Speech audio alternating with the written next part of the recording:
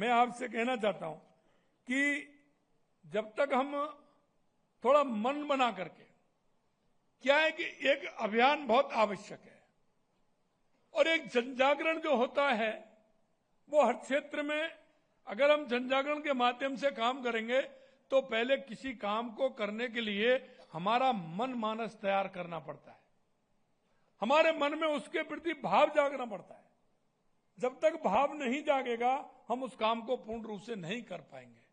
मैं आपके माध्यम से मैं कहना चाहता हूं कि हमारा इसमें एक जनजागरण अभियान भी होना चाहिए कि प्रकृति के संरक्षण के लिए एक पेड़ मां के नाम, और हमें जहां आवश्यकता होती है हम देखते हैं,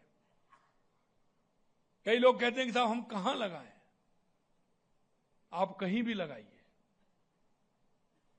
मैं आपसे कहना चाहता हूं और आपके माध्यम से राजस्थान के समस्त भाई बहनों को भी कहना चाहता हूं कि इस प्रकृति को संभालने के लिए हम सबको एकजुट होना पड़ेगा। हम सबको परिवार की भांति हम कहां उसको पेड़ ज्यादा से ज्यादा आने वाले समय में लगा सकते हैं।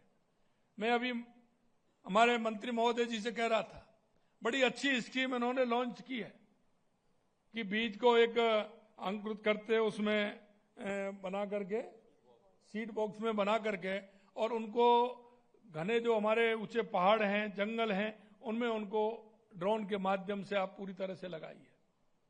बारिश आने पर धीरे धीरे वो पेड़ का रूप लेगा और वो वृक्ष हमारा बहुत उपयोगी होगा। क्योंकि जहां हमें लगता है कि हम वहां पहुंच नहीं सकते तो हम उसमें सीड्स का उपयोग करते हुए उसको भी लगाने का हम काम करें।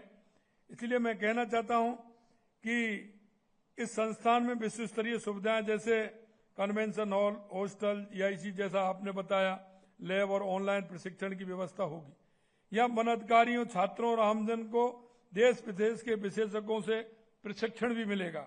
साथ ही यह संस्थान विश्व के प्रमुख वानिकी संस्थानों के साथ सहयोग कर जलवायु परिवर्तन और जैव विविधता संरक्षण जैसे विषयों पर काम करेगा।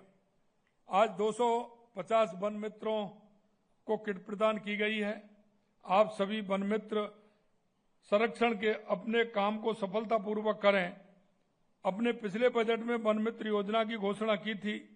ये वन मित्र वृक्षारोपण, वन संरक्षण, वन्य जीवों की रक्षा और पर्यावरण जागरूकता बढ़ाने में महत्वपूर्ण भूमिका निभा रहे हैं।